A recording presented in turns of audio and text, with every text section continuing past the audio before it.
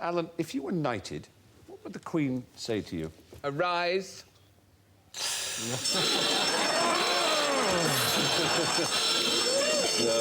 No, she wouldn't. Are you sure she doesn't say, no, I'm sorry, I have to draw the line somewhere? Oh, very good. Well, after his name, for which we'll say Alan, after Alan's name is announced, the knight-elect, Alan, kneels on a knighting stool. What are the chances? You never know. I wouldn't turn it down, I'm not posh. In front of the Queen, who then lays the sword blade on the knight's right and then left shoulder. I'll be like that, cheer. That's it. After he has been dubbed, the new knight stands up. Contrary to popular belief, the words "Arise, sir," ... are not used. The Queen then invests the knight with the insignia of the order to which he has been appointed, a star or badge, depending on the order. By tradition, clergy receiving a knighthood. What's the difference when clergy are knighted, if they happen to be? They kneel on a corgi. No, there's no sword. No sword. You can't take a sword to a clergyman. Exactly. No, you'd take a dagger, wouldn't you? Yeah, exactly. A scimitar or an axe. Yeah, exactly. Yeah. The strict meaning of the word accolade is the salutation given on the bestowal of a knighthood, from the Latin meaning of an embrace around the neck, around the coll, as in collar. But do you know about degradation? And that's when you have your knighthood taken away. The last public one was in 1621, when Sir Francis Mitchell was found guilty of grievous exactions and had his spurs broken and thrown away, his belt cut and his sword broken over his head, and was then pronounced to be no longer a knight, but a knave. Oh. All by the king? Yeah. It would have been James I, wouldn't it? Yes. Wow. It's when she did Alan Sugar. Did he go, you're fired? You're degraded. You are a knave. What does the moon smell like? Yes, Joe. Does it smell of Buzz Aldrin's underpants? It might. Did he crap himself there and bury some? Well, one of them obviously did, didn't they? Wouldn't Crap you? himself there and buried some. I did that as a child. I pooed in my pants and buried them in the garden. But when I went back to check on them a few weeks later, They'd gone. People have sold them. People advertise for dirty underpants in the backs of magazines. Not in The Spectator, they don't. All I can say. What's the moon smell of? Cheese. Oh, Joe, you are sweet.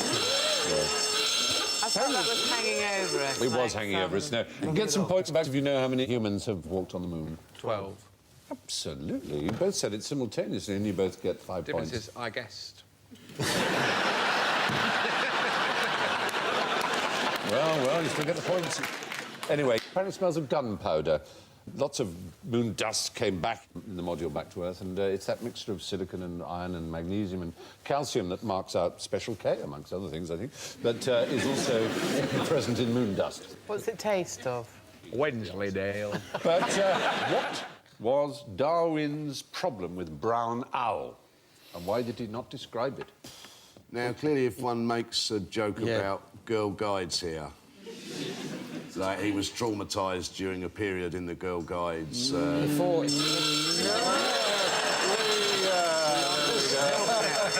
Help me now. We even predicted your mistake, because I think brown owl brownies. Yeah. Yeah, he must have died before... Before the brownies existed, exactly. He probably ate it or something. Ah! So he ate brown owls, you're saying? Well, actually, he didn't, because he described it as indescribable, which is why he didn't describe the brown owl.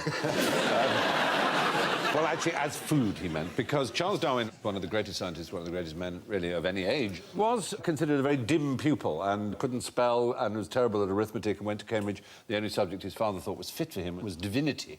And he spent his time chasing rats and shooting and looking at animals and eating strange animals. He was a member of the Gourmet Society, or the Gluttons, as it was known at Cambridge, and their aim in life was to eat as many rare and peculiar animals, like bitterns and hawks. But brown owl, they didn't like it all. And all the others became bishops and But archdeacons. is this still exists, this club? Exists? Stephen's the president of it. Yeah, otherwise you write me round for Fox on Creme. I drink Panda. That's the... Oh, it's lovely. I've got a book at home. It's equivalent to the Collins Book of Birds from 1850. And after describing each bird, at the end it will say, for instance, a buzzard tastes a little bit milder than a golden eagle. Yes. But still quite palatable.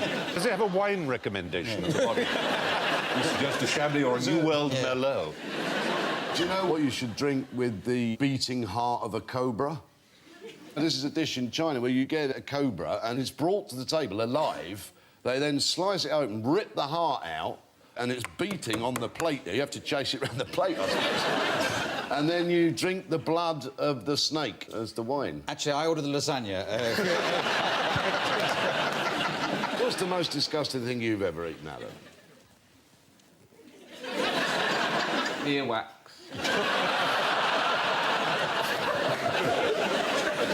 Your own? It was your own, that's all. It's really horrible. Bitter. I mean, if just a tiny bit on the end of your fingers. Sweet and sour. Imagine if you had to have a sandwich of it. Really like a block of it. Why do children play with their food? The sixth child of Sigmund Freud was called Anna Freud, and she took up her father's beacon of battiness. She was the first person to write about denial. That's Sigmund on the right. For me, playing with food came out of being deprived in Liverpool when there were no toys. So did you make sort of things out of meatballs instead of Lego?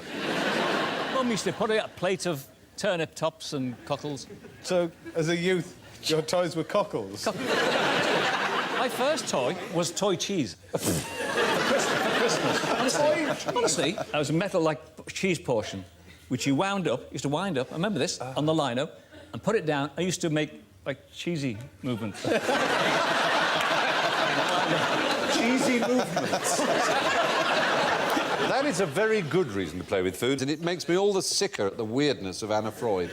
Anna Freud believed, by playing with their food, they were really playing with their excrement. The thing is, a child could play with its excrement... If it wanted to. If it wanted to. Of all human phases that you're in, lower infancy is the one where you can most get away with playing with your excrement. Oh, he's got his hand in his nappy again. But that's the one thing that we don't touch. The Freud family is a good example. Anna Freud suffered from depression all her life and never had children. Sigmund Freud was terrified of the number 62, and so he refused to ever stay in a hotel that had more than 61 rooms in case he got number 62. And the first time after he'd made this rule, the first room that he was booked into was number 31. And he went, oh, see? Half of 62. Yeah, but 62 rhymes with poo. 6 looks like a poo, pursued by a swan.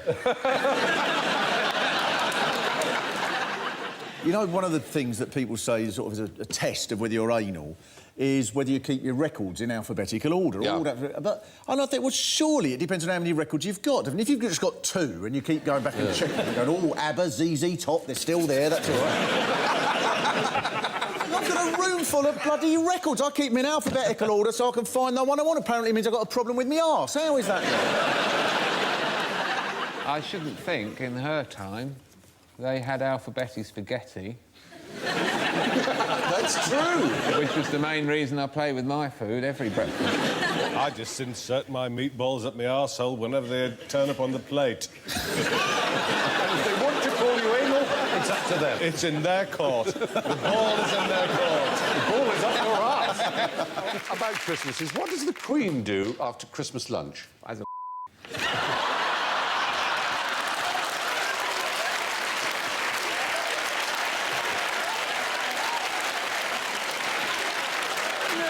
That's what everyone else does during the Queen's speech. Do they?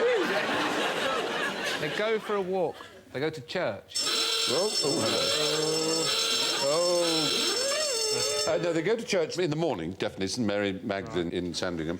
But they've furnished us with remarkable details, I have to say, the royal family. Does that mean that somebody from the office is going to be tuning in to see how these details were handled? Yes. And they're likely to be thrilled at the sensitive way in which the Queen's Christmas Day has been described. So far, that's why I've been wriggling slightly. But just to get it out of the way, the answer is she goes into the saloon and watches herself on television.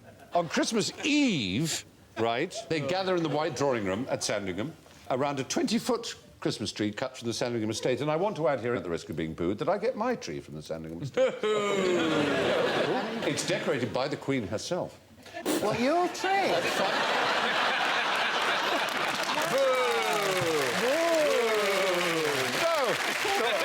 My tree, no. Does she come round to do it? I bet you send her out in the garden. No, do it out in the garden. At 5 p.m, the whole family has a cup of Earl Grey, except the Queen, who has her own Indian blend. Is it Twinings? I hope so.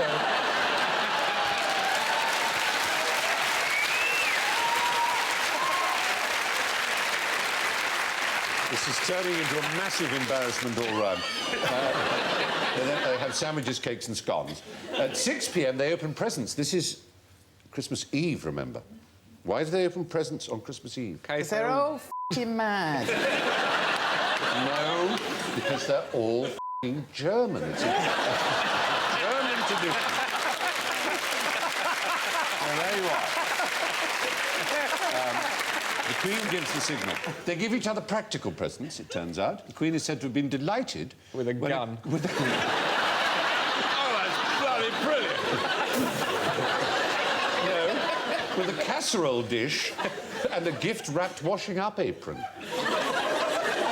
think it's one of those ones with tits on it. After dinner, after Christmas Eve dinner, the Queen and the other female royals leave the room with the corgis. Prince Philip then serves port... Prince Philip then serves port or brandy to the male members of the royal family. Oh, for God's sake. Right. Well, that's tradition. It's tradition. They're now wearing only loincloth. Exactly. If I told you this about an Aboriginal tribe, you'd say, oh, how interesting. So it's just it's tribal behaviour, that's all. It's interesting, I think. They get stockings on Christmas morning. Prince Philip gets stockings. No. Like serving the brandy. No, this is next morning. They all have at the foot of their bed. He wears them all night. The family pulls crackers, but the Queen refuses to wear her paper party hat. And then at 3 p.m, they go to the saloon to watch me on Christmas Day. We love them all and we wish them well at this Christmas time, which is a picture of a genuine United States Patent Office patent application. Arthur, have a look at yours, shall we? And Clive, yours looks like this.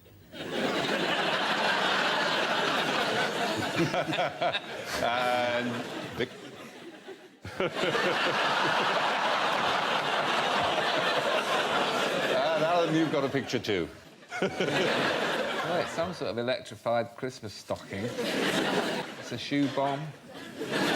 Why would you want an electrified Christmas stocking anyway? It's a Santa Claus detector. Oh, of course. It's got a motion detection. You hang it amongst your other stockings, and when Santa Claus comes, it triggers a light and an alarm. There's no such thing as I Santa. know there isn't.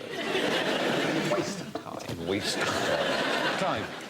This looks like a bra where you've got a little nozzle and you can blow down it to inflate the bra. So this is clearly designed for a woman who maybe thinks A one of her... woman with no arms. Oh, yes, I wasn't going to mention that.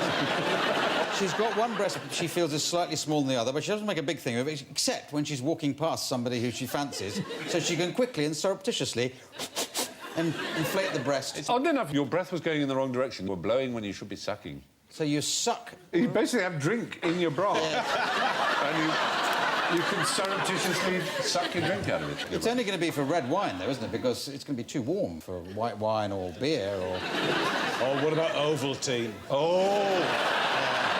Can I have one of those Ovaltine bras? I've heard so much about. She came in here reeking of Ovaltine. What's yours, young Arthur? Yes. I remember Clive Anderson in his 30s. And, I can't hardly believe it, but maybe someone has actually patented the comet. You're absolutely right. On May the 10th, 1977, Frank Smith from Orlando, Florida, filed a patent for a method of styling hair to cover partial baldness using only the hair on a person's head. But why is his head the colour of a baboon's arse? Have you got the full details of this that I could take away and study? Just for general interest. If you look at this picture, though, what you'll see is a horse with its tail. And that's just the end of it. Yes. Vic, what have you got for us? This is a device for sucking those special gases out of a U-bend.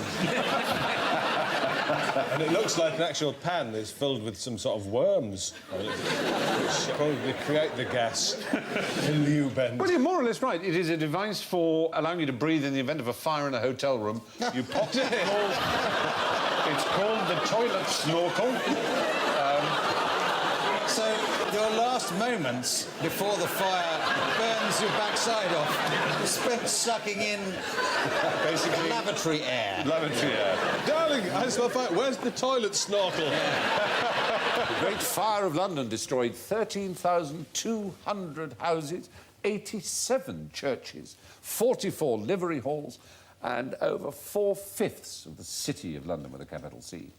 How many people died in that 5-day conflagration? I think it's 4 people. It's some very low figure of... I'm going to give you the points because Yes. it's 5 people. 5 people, oh, well. Yeah, very good. Very good. Only 5 are recorded.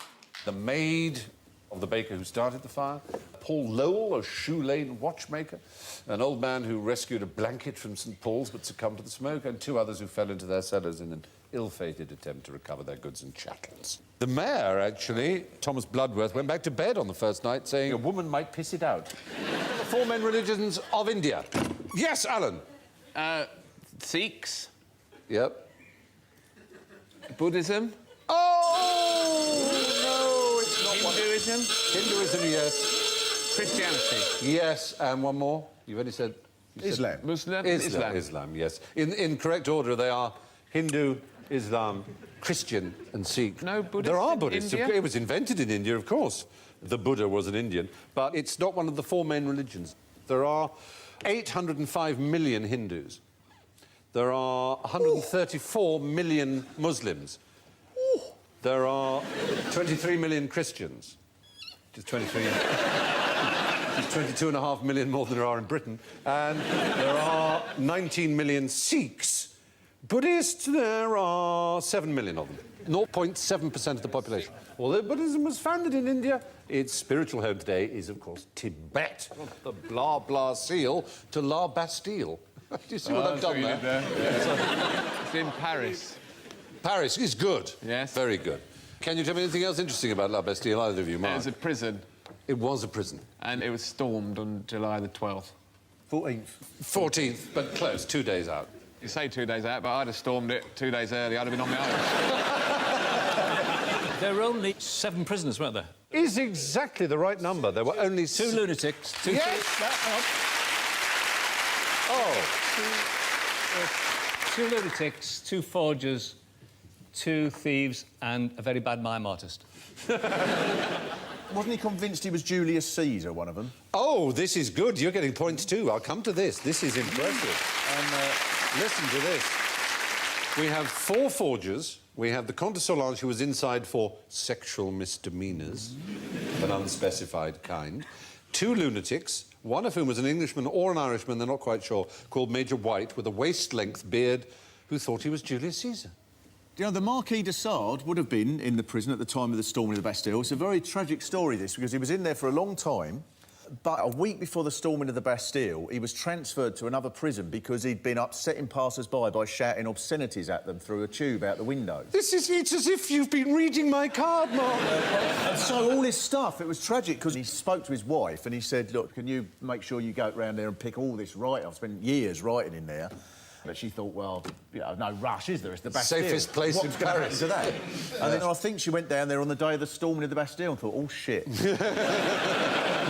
Absolutely right. 10 days before the storming was when he was moved to Vincennes. And the authorities were upset because he was shouting not just obscenities, but anti-monarchist sentiments at passers-by. So they moved him to Vincennes, and otherwise he would have been released.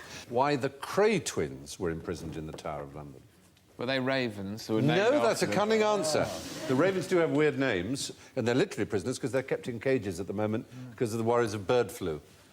They're called Gwillem, Thor, Eugene, Munin, Branwyn, Bran, Gandalf and Baldric. And Dave. So they did actually have the Cray... They had Ronnie and Reggie of the three Cray Was there a brothers. prison officers' strike or something? There's nowhere else to put them? No, they were a bit younger than that. Did they go on a school trip? No. National service. Very good, absolutely right. There was a barracks there, wasn't there? There was a barracks there, and that was their one. It was the City of London Regiment of the 1st Battalion of the Royal Fusiliers, which is where people like Michael Caine had gone when they'd done their national service. People in the East End, that was their local barracks. But they were actually imprisoned there because when they did their national service, they don't like it. Ron and Reggie didn't like it. And they beat up their training sergeant and went home to have tea with their mum.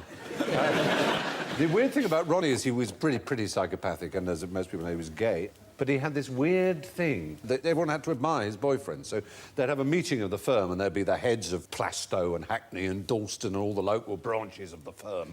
And there'd be Ronnie, the colonel, and there'd be a 17-year-old youth called Cyprian or something. And Ronnie would go, "Hello, everybody, this is Cyprian." And hello, Cyprian. And Ronnie would go, "Isn't he gorgeous?" And they'd all have to go, "Oh, he's lovely, Ronnie." Oh, you pick 'em. Oh, you lucky dog. David Putnam, of all people, used to manage them for a very short period of time. I know, it's weird. Yeah, he did. They wanted to go legitimate. And he tells the story of how they were with David Bailey, who took those famous photographs of the two of them in suits, you know, they're standing one behind the other. And they were all in this pub. It wasn't the Blind Beggar, but it was a Cray pub. Ronnie had gone off. He was the insane one. So they're left with Reggie, who's supposedly the normal one. And these couple of drunks come in, and they suddenly spot David Bailey, and they go, "Oh, you're David Bailey, aren't you? Go on, take me photograph." And David Bailey goes, "No, no." He said, "No, don't be a f***ing arsehole, take me photograph." He said, "No, I've run out of film." "Don't give me that, take my photograph." Reggie gets up and looks at himself in the mirror across the bar like that, and suddenly goes, baff, like that, and knocks him right across the room, and he bangs his head against the piano, and blood starts to trickle down. And his mate goes to him, and they just flee. And David Bailey, to his credit, is very angry. He says, "Reggie, you are a tosser. For God's sake, I get this every day. I'm a photographer, people know what I look like. I can handle it. You don't have to do that. You could have killed him." There was this terrible silence that Reggie had been shouted at like this. And he gave a little shy smile. He said, "Well, to tell you the truth, Mr. Bailey, I'd had my eye on that all afternoon. He'd been eating my sandwiches." Very extraordinary. Anyone fancy a game of arrows while we're in the pub? On the hockey, then, what begins with D and is something you always see the players doing in darts matches? Johnny. Dangly wrist. Dangly wrist? The great darts player always, before they wobble their stomach, they do this with their wrist. I'm afraid it's an unfortunate... What kind of pubs have you been playing darts in? Oh, hello. Yes, they're very nice. No, Jimmy, no. It's 2006. What did... We can't be doing hello, ducky, can we? Is there some word that they use that means throwing the darts? Or is it darting? Well, what you've done is you've cleverly avoided our trap, which was drinking, because that's what they don't do. It's actually against the rules of competition darts to drink during a game of darts. When they first televised it, they would drink quite a lot while they were playing. Then the game fell into decline, and it was that fell whore comedy that was responsible. Darting. You join us during the final stages of this truly titanic struggle between Di Fatbelly Gutbucket and the English champion Tommy Even Fatterbelly Belcher. It's game on. And it's a good start. Double vodka. Single pint.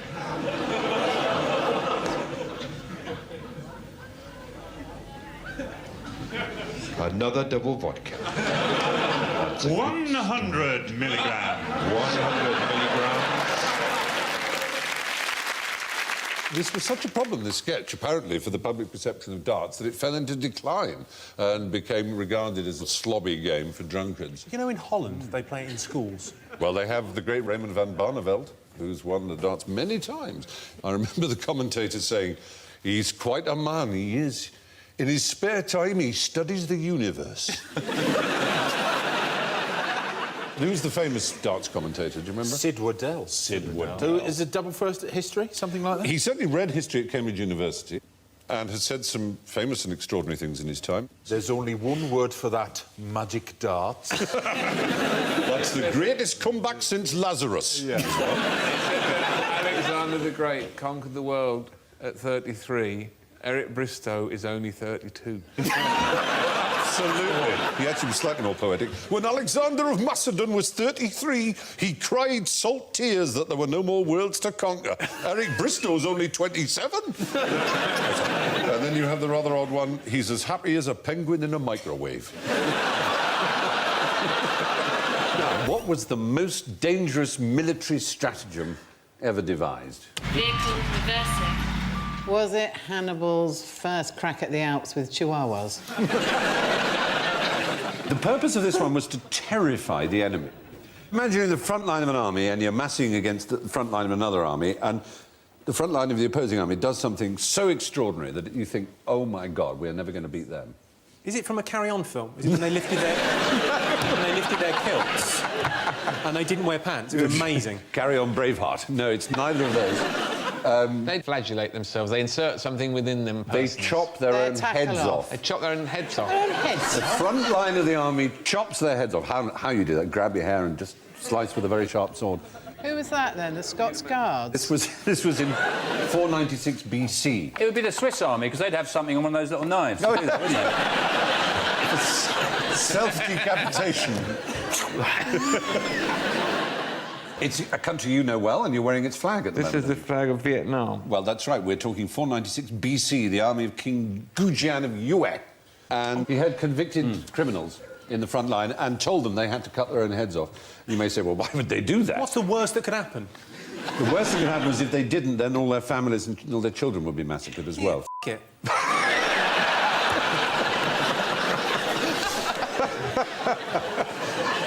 They didn't seem to worry. They knew they were going to die anyway. They were condemned to death. What do we know about decapitation? Does it kill you straight away? I know if you cut a duck's legs off, it can still swim. It can float, but it can't swim. Floating duck. I'll leave a little bit of stumpage. No. It wouldn't be able to, it would have to catch the currents. It would evolve into a whole different animal. It would probably get a wing up as a sail or something like that.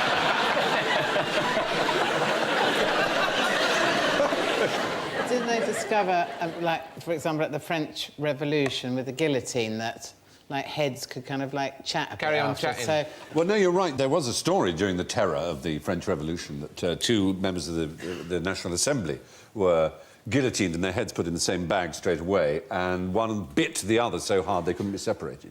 What, just the heads? That's holding a grudge, isn't it? For all intents and purposes, you're dead. Let it go. Yeah, you didn't get on. Whatever. They were French. What is the bravest species of animal? I think it might be the ichneumon, the mongoose. Yes, please. Yes. Because the mongoose is basically like a sort of glorified ferret, and it goes out of its way to kill cobras. And cobras can kill you just by looking at you the wrong way. So I think that's pretty brave. Why does it kill cobras? Because if it can only eat cobra, it's not brave, it's just sensible. It's just, you know... No, but cobras, you know, they come out of baskets, they sing, they dance. Sort of Les Dennis of the snake world. Yeah. Well, they're literally the hoodie of the snake world, aren't they? They've got the little hoods. They're not that brave, though, because as far as I'm aware, the mongoose nearly always wins. I've never seen a David Attenborough where he suddenly goes, oh dear, the mongoose has copped it. What's difficult about this question, I think, is you need some kind of comparative unit of bravery. I think... And we have one. How do we show how brave people are in a graded order? Soldiers, medals. For example. Medals? Right. There are bound to be loads of horses and dogs that have been ridiculously given medals if they understood what they were doing at all. Pigeons get them, they get medals for making I'm going to give you the points, Alan. You said pigeons, didn't you? Pigeons. Yes. Points? Yes. Pigeons mean points. Brilliant. Maria Dickin, who founded the People's Dispensary for Sick Animals. In 1943, she instituted a medal called the Dickin, which is the equivalent of a Victoria Cross for animals that serve in the armed forces. She sounds really bonkers. Yeah. The thing is, if you start giving the animals medals, you've got to start promoting the animals, and at some point you get a pigeon in charge of the whole army. To be brave, you need to know the element of risk. So I reckon probably the bravest is something like a robin, because I've seen robins mob cats. You know, that's the equivalent of us running towards... Is this as in Batman? A tiger. Well, because that's just not fair, is it? No, that's... Well, anyway, the Dickens Medal has been awarded 60 times, and 32 times it's gone to a pigeon. Once to a cat on board HMS Amethyst. The Yangtze incident. Yangtze incident, 1949. Entire crew saved by a cat. Yeah. Well, he'd ate all the rats on ship. That's not bravery, though. That's just greed. It is really, to be perfectly honest. Fat moggy. What do babies have that adults do not? From above head. Horns. Horns? Horns. Oddly, almost close. They have a cranial cap. They have a divot there that you can store things in. But the bones in the head haven't fused together yet, have they? They haven't. Not only in the head, that's the point. They're completely spongy babies. You can bend them pretty much. Like plasticine, you can just, like, make... If it's an ugly baby, you can just make it slightly better looking, you know, just give it horns if you want. What's the protocol for when you see a really ugly baby? Do you I'll know? tell you, people show you their babies on their phone now, and it's like a cashew with some hair coming out of it. The thing to say is, nice phone.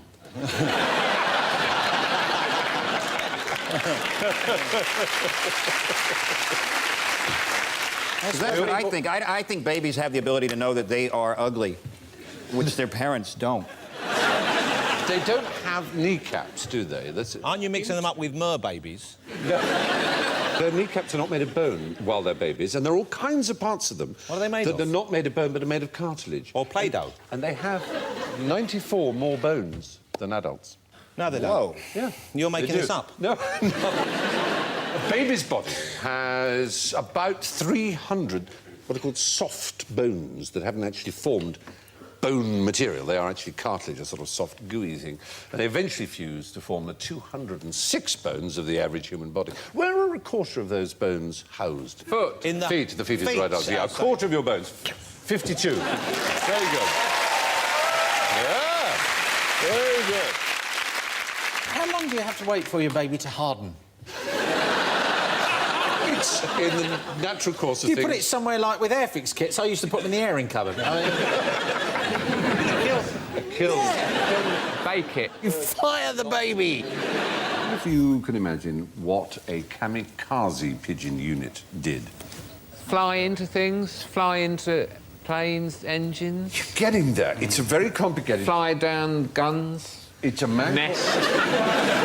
Terrible nuisance to get out. It was to fly at ships, but in a very particular way, inside a missile. It's got a window, right? No, I'll explain it to you. Here's a pigeon. I've got a pigeon here. Voila. And I have a ship. Yeah. And you train the pigeon to peck at a ship. And every time it does, it's rewarded with grain. Then you put it inside its missile with a glass front, right? And a ship comes into view, but it's slightly on the left. Well, the pigeon's behavioural response is to peck towards where it is. And this activates a relay. And as it gets nearer the ship and it gets bigger and bigger, it pecks more and more and more and more and more, which tells them that they're on the right track. They get really, really close and it explodes in a ball of flame. Destroying... And that's the thanks it gets. That's the thanks. It maybe gets showered with grain at the last second, just as a thank you, who knows. But it's a guidance system. Did it work? It wasn't used. Right. But what they did, using this man Skinner, this behavioural psychologist's experiments, was they got a bit of glass, and instead of having a target on it or anything like that, it was just a plain piece of glass with an orange dot on it. And every time the pigeon hit the dot exactly like that, it would get rewarded. Can you imagine why that would be useful? I was thinking about this just the other day. It's funny you said it. Very slow form of execution for someone. You put an orange dot on them, put a pigeon in the room. You could activate 12 years. No, pigeons have very good eyesight. And if an air rescue helicopter is searching the sea and someone's in a little orange dinghy or in an orange life jacket, the pigeon will always see it as a little dot in its screen. So let's go like that, thinking it's going to get fed. And that will alert the pilot. And it works. And that's beneficial and no one dies. Someone might even get saved. Yes. And then you eat the pigeon on the way back. The passenger pigeon, is that a familiar species to any of you? It's one of the saddest stories.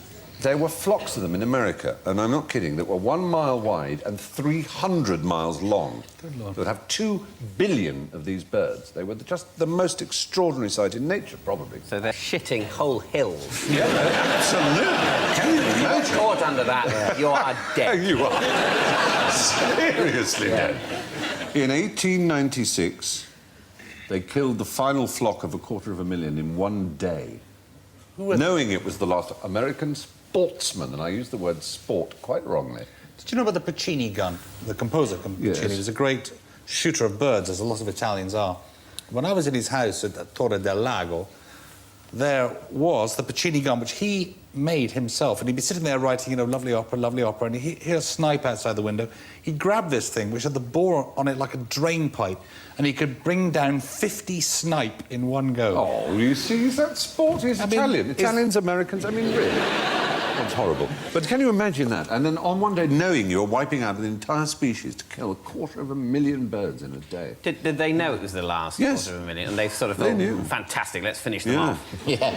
That was the last flock, and then the last bird itself died in the Cincinnati Zoo in 1914. She was called Martha. So that the pigeons in Trafalgar Square, they're wild rock pigeons. Wild rock doves. Wild rock doves. Yeah. Do they know that? Because you don't tend to see them on the cliffs at Beachy Head. They're confused by our rock cliffs, aren't they? That's the problem. Pablo Picasso was a keen pigeon fancier. His father was a painter of pigeons. It was a style in late 19th century Malaga. Instead of, like, flower genre painting in France, whatever, his father was a pigeoniana, or whatever it was called. And when he discovered how good his son was, he gave him his brushes and never painted again. Fantail pigeons he collected himself, and of course he called his daughter Paloma, which is Spanish for a dove or pigeon. Indeed. Una paloma blanca, you remember. There we are. So, B.F. Skinner was the name of the man who designed these missiles aimed by pigeons who were tapping in the nose, and it was tested successfully, but never actually saw action. What is the most dangerous sport in fact, the most dangerous country in the world? Contemporary dance in Scotland. Hopscotch in Afghanistan? I don't know. You're very close. Well, it's going to be Afghanistan or Iraq, isn't it? Well, odd enough, in between those two... Kazakhstan? No, a much better known one. Subazakistan? It's another stan, but the best known stan. Pakistan. Pakistan. They play a lot of cricket. They do play cricket there, but they also have this very dangerous sport. So dangerous, it's been banned for all but 15 days of the year. It's a child's pastime that has become aggressive and extreme. Conkers? No. It's mentioned and indeed sung about in Mary Poppins. Buckaroo? Mary Poppins. Flying a kite. Flying a kite. The idea of extreme kite flying is dangerous. You have to sever your competitors... You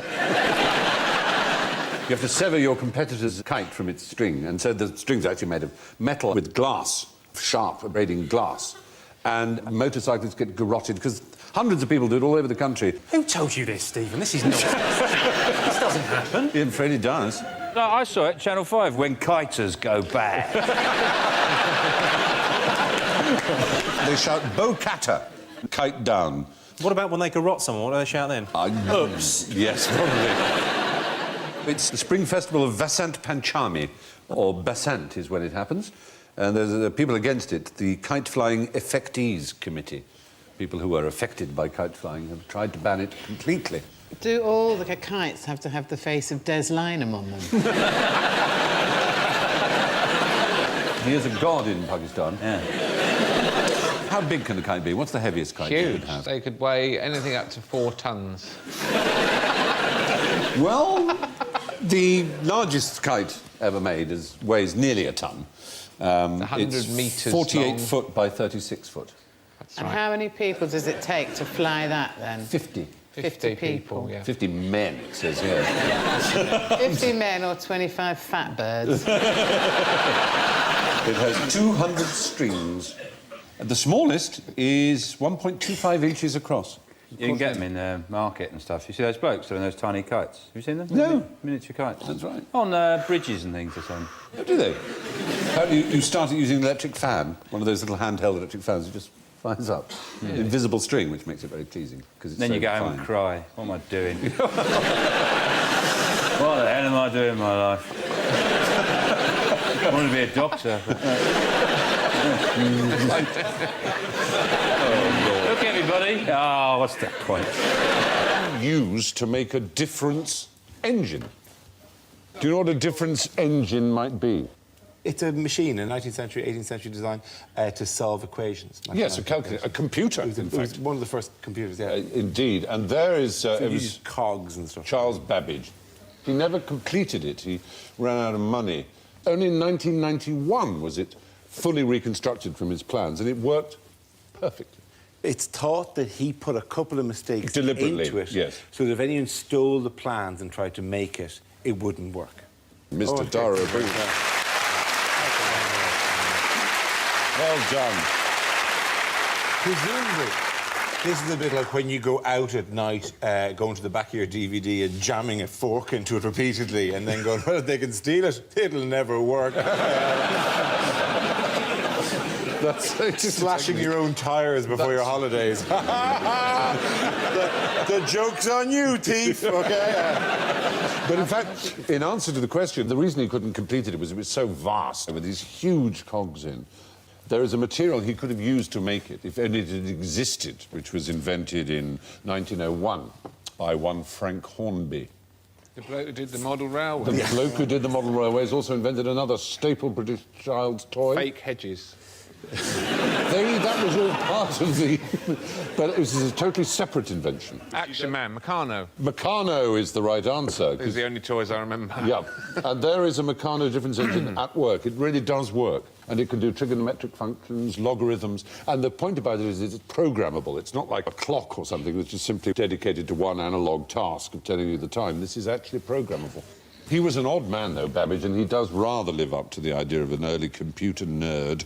Tennyson wrote a poem which included the line, "Every moment dies a man, every moment one is born." And he wrote back, "If this were true, the population of the world would be at a standstill. In truth, the rate of birth is slightly in excess of death.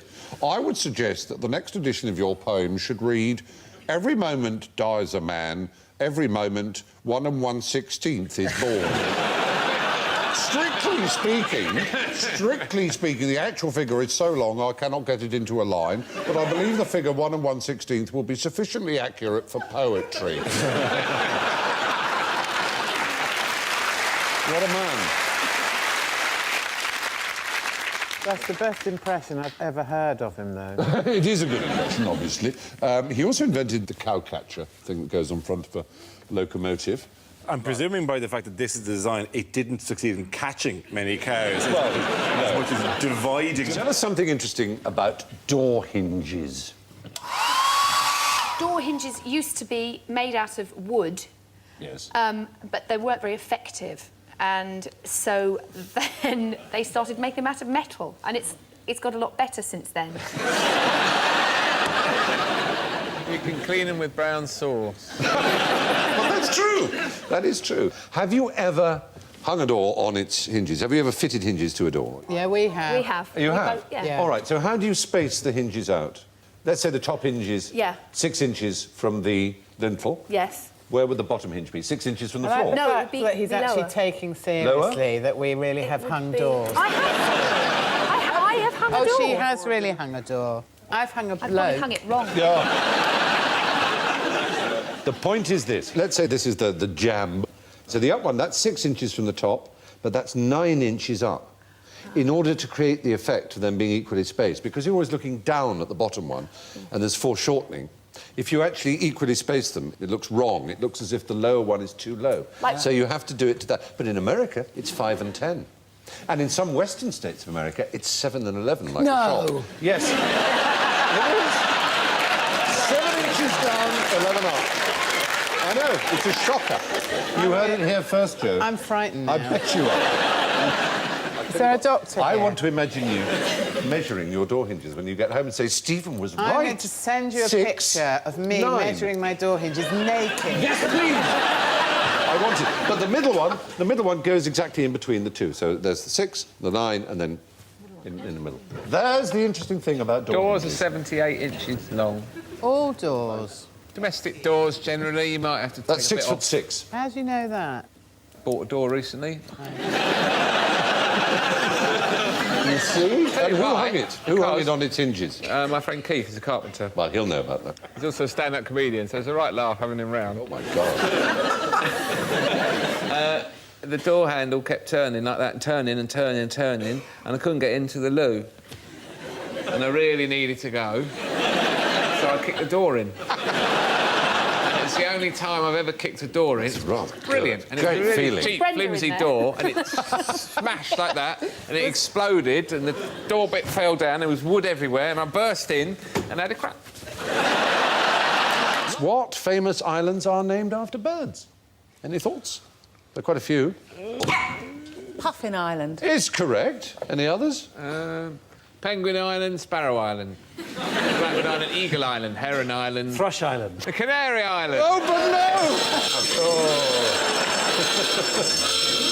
no! No, the Canary Islands aren't... There's an example. That's not the Canary Islands. That is actually Bird Island we're looking at. You're absolutely right. It's in the Seychelles. In the Seychelles, you're quite right. Yeah, no, the Canary Islands are named after dogs. Insula Canaris means the Isle of Dogs, and the birds are named after the island. Do you know about canary wrestling? No.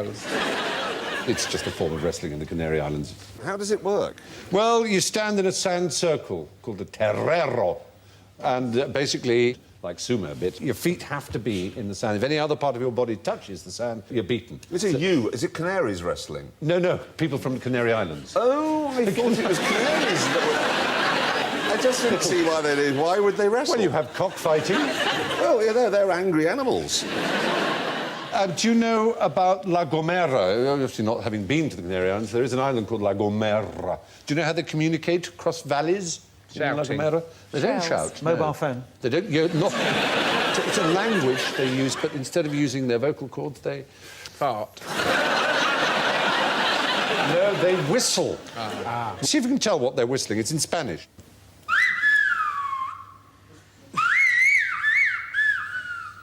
That is John milked the goats. I'm not making this up. The next one.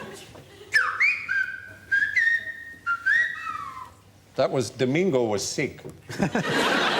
Honestly. Let's hear that one again, because you can hear the Domingo, now you know. Listen. Domingo! I can't help noticing. Although it's in Spanish, he does have a Liverpool accent. Why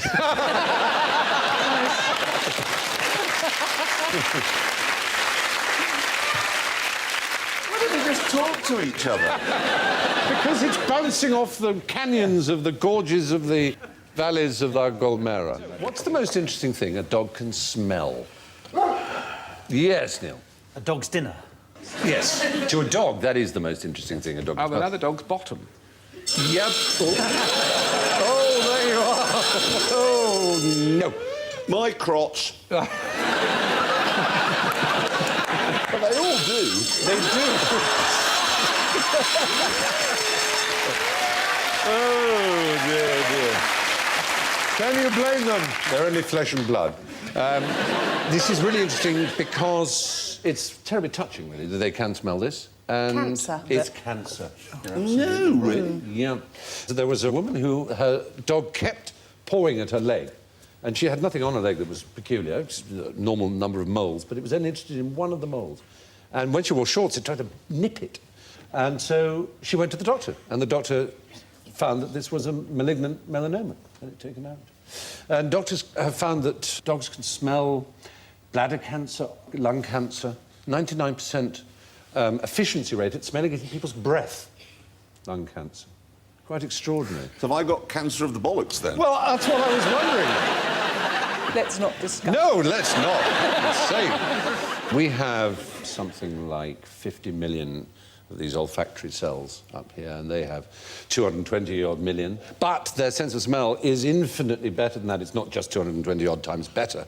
It's thousands of times better. We have machines that can smell a part in a billion, which are fantastically sensitive and complex. Dogs can smell one part in a quadrillion. I'm worried about this dog. Has it been nailed? It can smell my crotch. Yeah. We all can. I'm sorry. It is. What is 3 times more dangerous than war? 3 wars.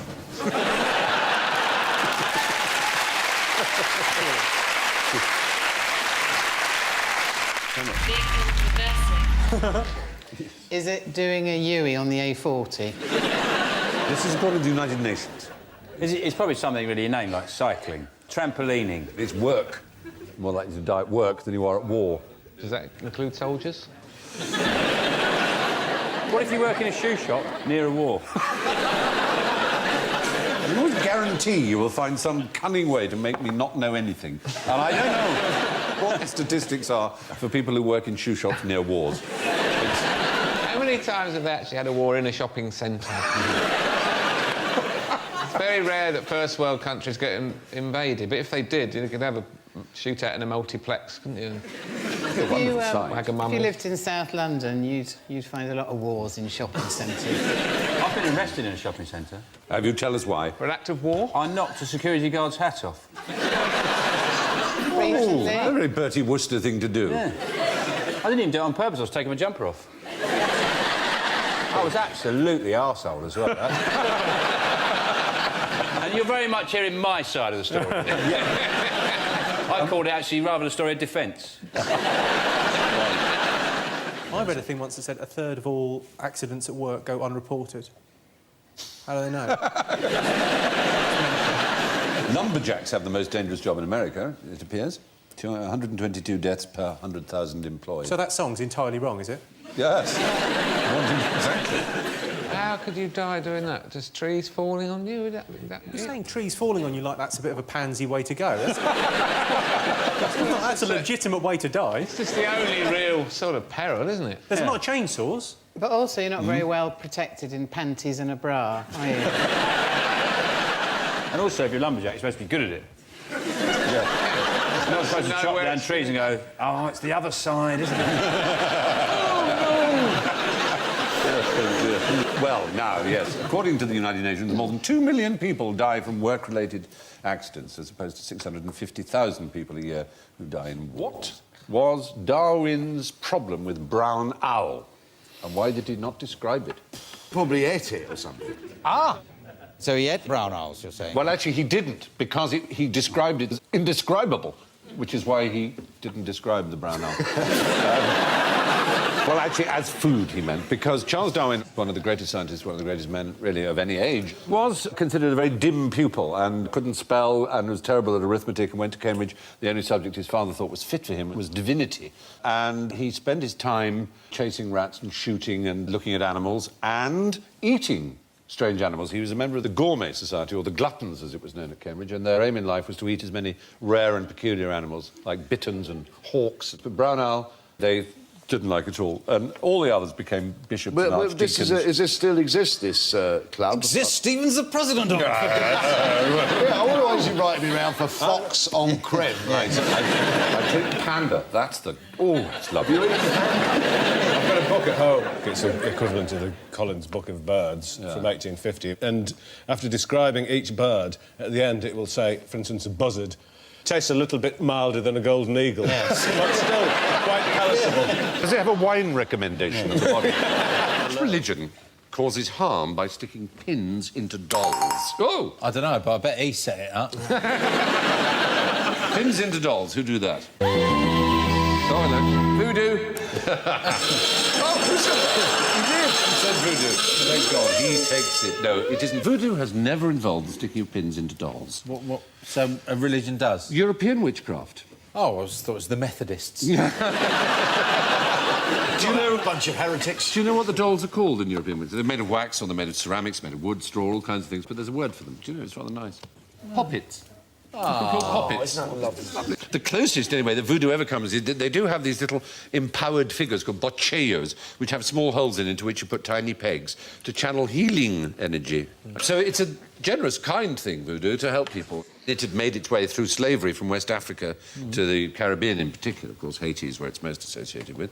The missionaries and so on came and they wanted to discredit the local religion in order to raise up the claims of Christianity. So they said it was full of cannibalism and zombieism and things that they had actually gotten out of European witchcraft.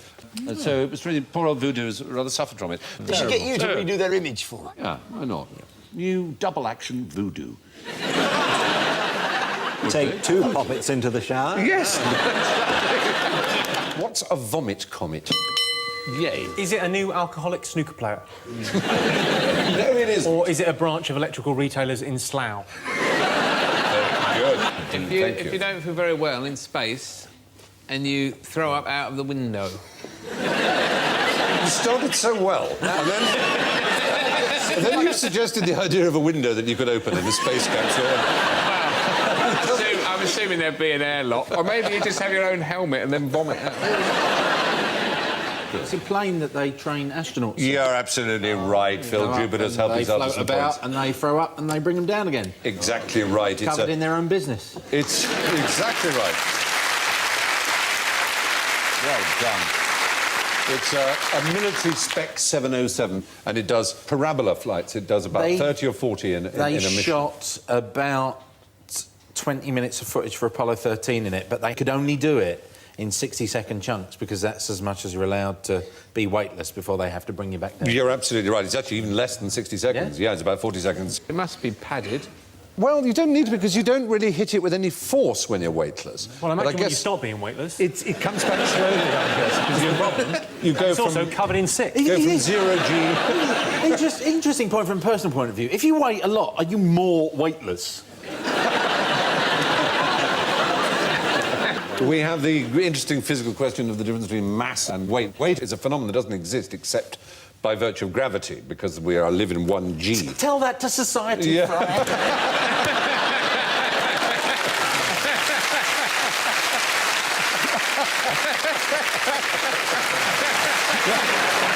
Fatness, on the other hand, is a completely different issue. It doesn't alter. I can do that. It doesn't alter whether you're weightless or not. So if you went into space, in a spaceship, quite a large spaceship, and you had a mouse and an elephant... They would both weigh the same because they would both weigh zero. Would they become weightless at the same time? Yeah. Or would the mouse lift off quick and then taunt the elephant? And anyway, you're absolutely right about the vomit comet, and it was used to train astronauts in weightlessness. About a third of them would get incredibly sick, about a third moderately, and a third not at all. But supposedly it was the anxiety rather than the actual experience that made them sick. Name a saint who comes from Ireland. Patrick. Oh! Bother. He went to Ireland, but he didn't come. None of the patron saints of Britain are from where they're supposed to be from, are they? George is Palestinian, St. George. Yes. Patrick is Welsh. British, certainly. He came from around the River Severn area, apparently. St. Bernard was from a shelter. But you must be able to name some genuine... Yeah, St. Columkill, St. Bridget, St. Kevin. St. Bridget. Do you know what her great miracle was? She laid down a cape because she said, I want some land to build a convent. She said, well, you can have whatever land your cape covers. And she laid it down, and the cape grew like ginger beer in every direction. And taken over the entire field. That is one of her great miracles. The other one was that she could transform her used bathwater into beer. The Irish sort of miracle. That one wasn't taught to us in primary school in Ireland. And Kevin? Kevin lived halfway up a mountain in Glendalough in Wicklow and was like an Irish Francis of Assisi. Small animals would nest in his hand, and rather than crush the fecker and get on with his day, he would let the bird rest there and heal or whatever, and he'd go, please, I've got stuff to do. Do you want to bring up any more of these scars of my childhood right here?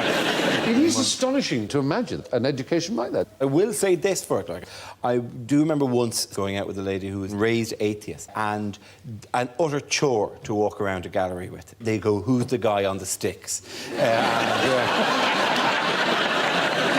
Is he the same guy who was in the shed earlier on? Who is St. Bartholomew? Because I went in the museum in Venice and there was a painting of him and he's a spit of me. I was a spit of him. Anyway, it was a virtually full-size picture and it was uncanny and a little bit frightening because he was only wearing a nappy and he'd been shot with an arrow.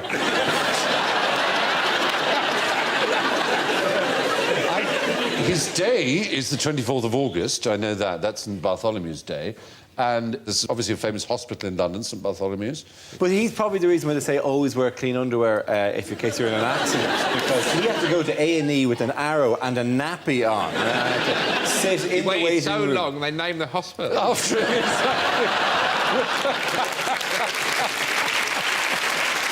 Lord, there you are. Well, a lot of them had arrows. St Sebastian was the famous one to be shot with arrows. Well, but maybe it was St Sebastian, maybe it wasn't St There is a Mantegna St Sebastian that does look not unlike you, it has to be said. Do you know what? I think it might be St Sebastian. I think it was St Sebastian. St Bartholomew's death was that he was flayed alive, and most paintings of St Bartholomew have him with his skin draped over his arm, his own skin. No, that wasn't him. That wasn't him, no. So I've seen that statue in church. I always used to think when I was a kid that he just had a sort of beige-coloured coat. His own skin. Anyway, the patron saint of Ireland went to Ireland but didn't come from there. What was particularly clever about Clever Hans, the horse, who was rather famous in his day? Couldn't it count or give answers to something? Yeah, not just count, it could do square roots. But it wasn't quite a con, it was something else. Wasn't it they could read body language, Exactly basically? right. You could see people going... Yeah, is it? And they're going, ah! And then he Only stops. much subtler. It's basically what Darren Brown often does. And if you train yourself to know how to read someone's body language, the tiniest movement of an eye, the tiniest flexing of a muscle somewhere, all those sort of things, you can, as it were, read someone's mind. And this is what the horse was doing. But Darren Brown's a bit brighter than He's a lot brighter than the horse, we have to Darren Brown, say. do you know, he's got one great trick. You know when you've got an empty seat by you in a train, and you don't want anyone to sit there? He says you're insane to put things on the chair to stop people sitting there. The trick is, as they approach, you smile at them and pat the seat. That's very good. Yeah. Horses are just stupid, I'm afraid. And every day they have to reinvent the world. You know, you go, oh, what's that? It's a piece of paper. Oh, what's that? It's a hedge. You saw one yesterday. Oh, Christ's sake, get a grip. Oh, everything. Oh. You look so much like my nan then when you... It's a hedge, nan! What connects gelignite, saccharin, and the rings around Uranus? This is what I call a fantastic night out.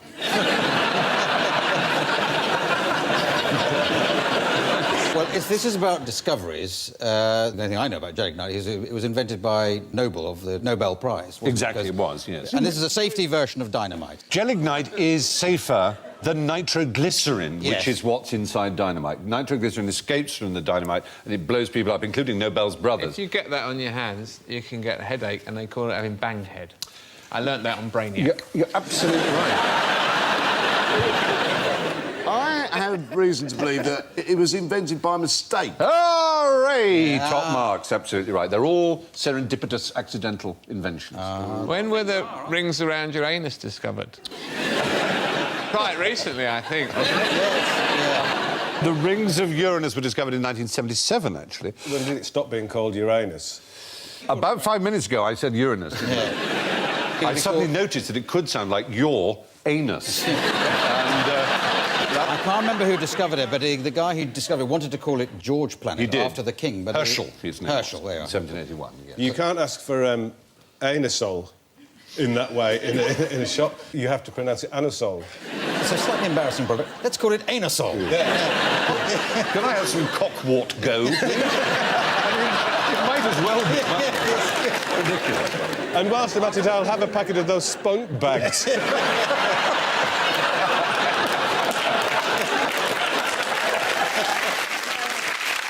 Well, anyway,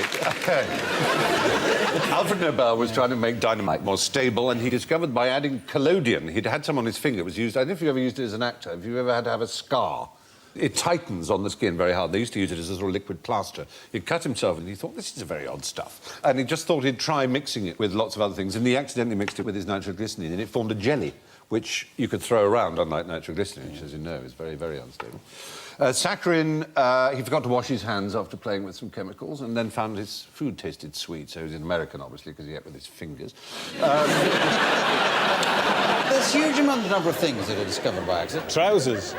Trousers were discovered. When somebody accidentally fell into 2 drain pipes, hey, Manifesto. No more embarrassing walks. That's like the story of Roquefort, when a young shepherd boy, just picture the scene, he's dropped his cheese in a hole. I often picture the scene of young shepherd boys dropping their cheese in a hole. And 6 months later, he's sheltering in the cave, and he found this bit of cheese, he's starving, and it's all rotten. And he thought, oh, well, what the hell, I'll eat it anyway. It's delicious. Yeah. And that's how blue cheese was discovered, children. The 3M company were after a paper glue that would stick cards and paper together really strongly, and one of their research chemists was so bad at it that he just... But it sort of stuck, but you just peeled it off, and so came up with the Post-it note, which was an accident as well. Caffeine, silly putty, Viagra, and another accident, of course, the Americas. Yes. They're not all successful. It was Gandhi's first name. Oh, Geoffrey, wasn't it? Geoffrey. It wasn't Geoffrey. I don't know. Indira Gandhi, that was his granddaughter, was it? No, they weren't related. She was Nehru's. Oh, she's not even related to him? No. Well, at least you've avoided our trap of not saying Mahatma. But that's not a name, though. Yes, it's not a name. Do you know what Mahatma means? It means, can I have my hat, please, Mother? Funny enough, W.C. Fields almost got there before you, because he wrote one of his films under the pseudonym of Mahatma Cain Jeeves, as in Mahatma Cain Jeeves. So there you are. No, it means great soul in Sanskrit, and it was a title awarded him by a follower. As early as 1915, he was called that. Was it Andy? It wasn't. It wasn't Andy Gandhi. His older brother, Randy Gandhi. Oh, you said Randy Gandhi, didn't you? Oh, is it?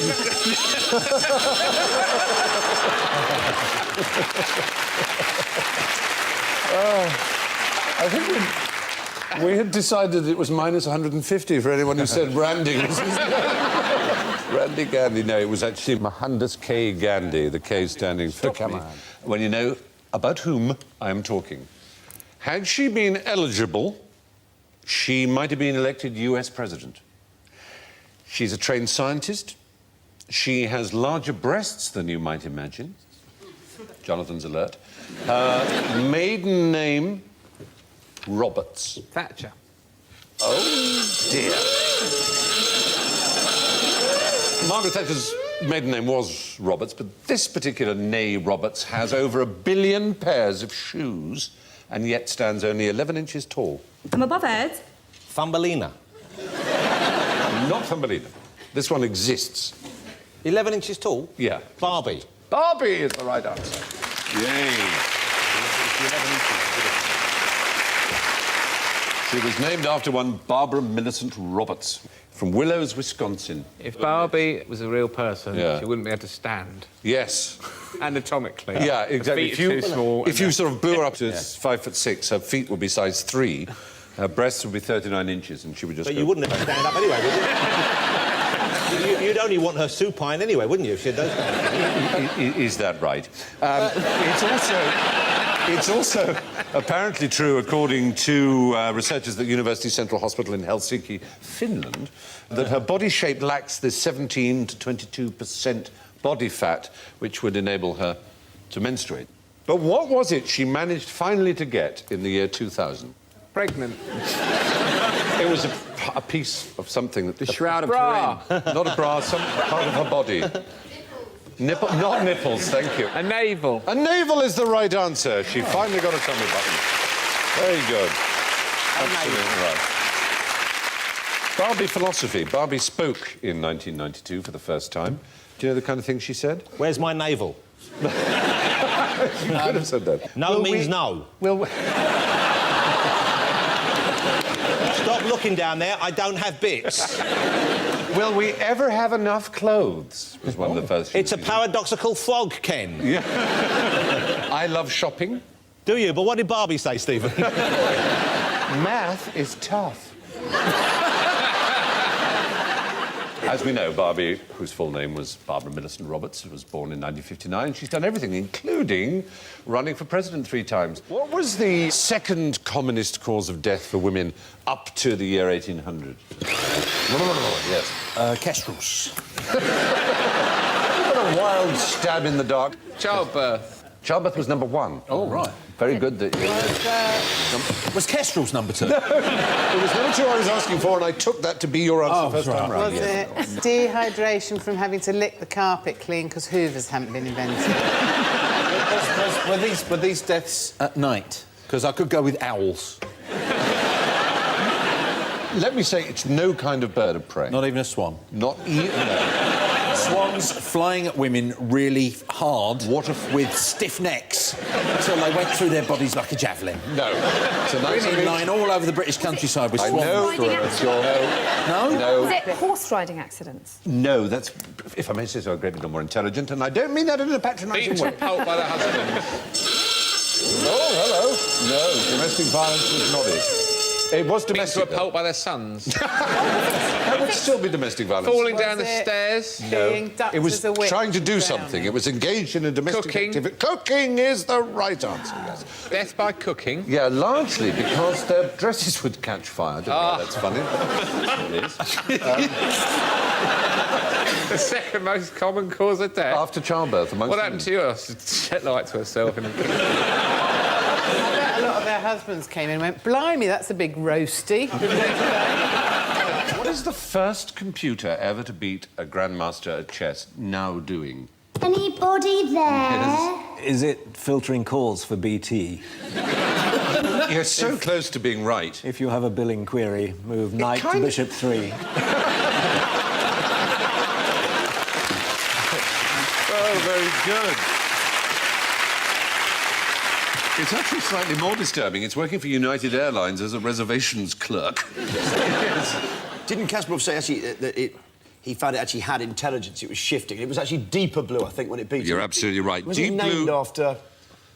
Isn't IBM called the Big Blue? It Isn't that is. its nickname? Yeah, it is. And that and an amalgam of Deep Thought. Deep Thought, which is in the Hitchhiker's Guide to the Galaxy. Yeah, I thought it was split in half. Actually, it was in museums. They took. Well, yeah, they did. I mean, they're only using part of it. It was immensely powerful. But didn't they cheat? And actually, what Kasparov pointed out is that it managed to spot his trap in the 6th game or something. Absolutely right. He set a trap in Game 2, which a computer could only have avoided by thinking creatively, leading Kasparov to accuse IBM of cheating and leading Stephen Fry to accuse Johnny Vaughan of cheating and reading his cards. It was so accurate. Well done. Thank you very much. Yeah, excellent.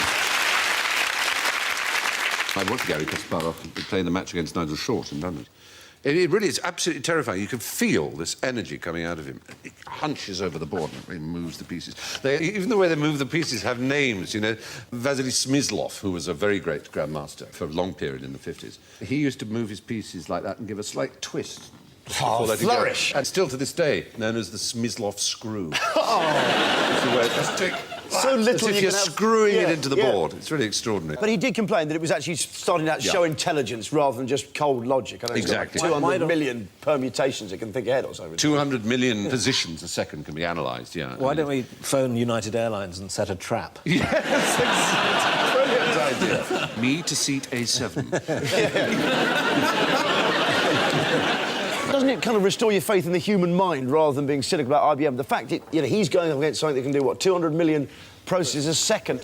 From Chagas disease. Oh, did you know what I mean?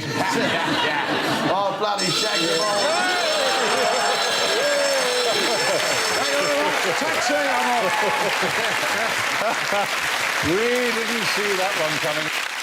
Is it something to do with shag pile carpets and the dust that comes from the shag pile, that it's drawn in through the nasal passage into the lungs, perhaps called woolly lung? I love that idea, but it's not that. How are you spelling this Chagas disease? No, that's a good question. Yeah, How you spell it? It's actually spelled C-H-A-G-A-S, Chagas. I think it's some sort of virus or a bacterium or a... Yeah, parasitic disease. It's a parasitic Is disease. it some sort of equatorial disease? I'm sure I've had an injection against this or If anyone something. needed an injection against Chagas disease... What now? You're doing history! It's infectious. There's a famous person who had it. And what's our letter of the series? D. D. It's a famous Darwin. D. Darwin. Charles Darwin had Chagas disease, and he described it. It's pretty unpleasant, I have to say. Did he get it off the beagle? He did. Oh, look how it took him. The description of Chagas disease is unpleasant. Vomiting, preceded by shivering, hysterical crying, dying sensations. Half faint, copious and very pallid urine. This is premenstrual tension. What about this one? This is an odd one. And now vomiting and every passage of flatulence preceded by ringing of ears. Mine is followed by ringing of ears. He had this for 50 years. For 50 years he had that. Very sad. Amusing name, but by no means an amusing condition. Chagas disease, a serious problem still for millions of people all over, particularly South America. It was discovered by Carlos Chagas. What's the best thing to do with a dead donkey? Yes. Christmas dinner. A lovely Christmas dinner. If you're having the big family round, a donkey will go a long, long way. A big old cavity, plenty of stuffing. Can he be hung like a dead donkey? People had this idea that donkeys knew when their death was coming and went away and apart from everyone else, like elephants are said to do. And therefore, to see a dead one was apparently very rare, although they're common. So it was considered very lucky, and you have to jump over it 1, 2, 3 times. The word donkey, when did it come into the English language? When was Don Quixote published? Oh! Yay! So it's very odd. The word was ass all the way through the 16th, 17th centuries, most of the 18th century. In the late 18th century, it suddenly appeared, the word donkey. It was pronounced donkey, like monkey. If we wiped out every single mule on this planet today, all of them, by next year, there'd be 10,000 of them.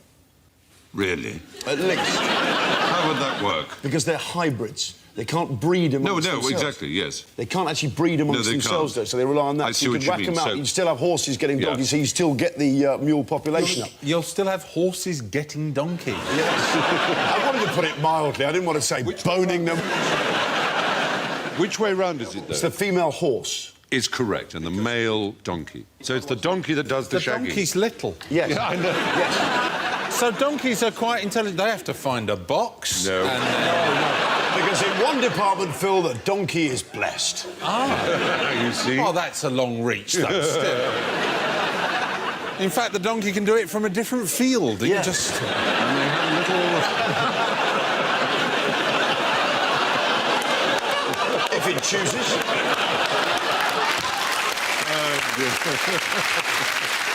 And they have a very Leslie Phillips way of treating their lady. They go, hee-haw.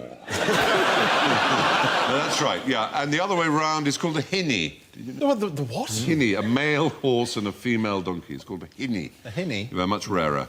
When the female horse gives birth to a mule, 99.99% of female mules are sterile, and the males are invariably sterile, but they don't know they are. So they have to be gelded so that they don't shag all the time. What about donkey's milk? Do you know anything about that? Donkey milk? Yeah. It probably makes an amazing cheese. Well, oddly enough, it's the one thing it doesn't. No. But Phil, come on, you're naive. Sometimes, honestly... I want donkey cheese! In India, they have always in the countryside fed babies on donkey's milk. It's very nutritious indeed. It contains oligosaccharides, which are very, very good for you and have all kinds of immuno-helpful things, don't they, Dr. Garden? I'm sure they do, yeah. They're good for bathing in, too, isn't Cleopatra in ass's milk? She was in ass's milk, absolutely, in pure donkey's milk. Poppaea, the wife of Nero, 300 donkeys were milked to fill her bath. Big girl, was she? Big girl, yes. What kind of hair does an underground fluffer deal with?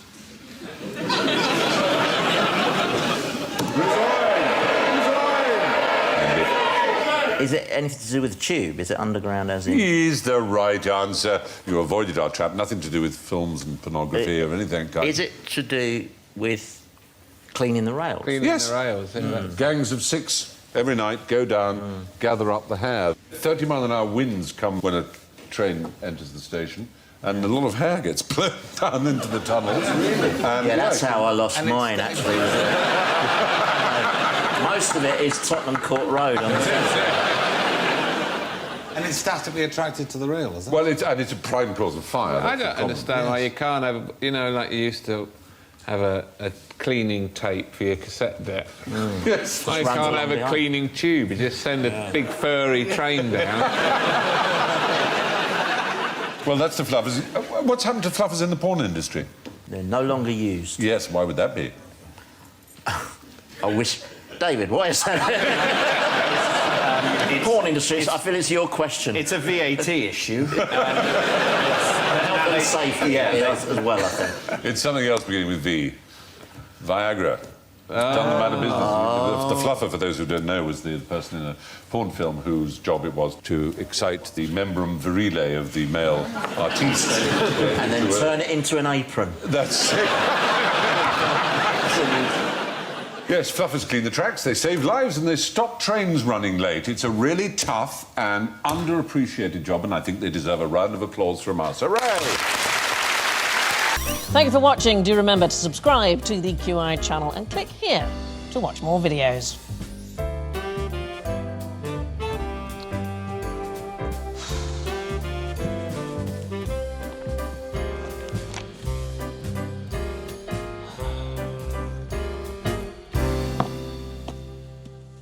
Well, please, come on, pick something.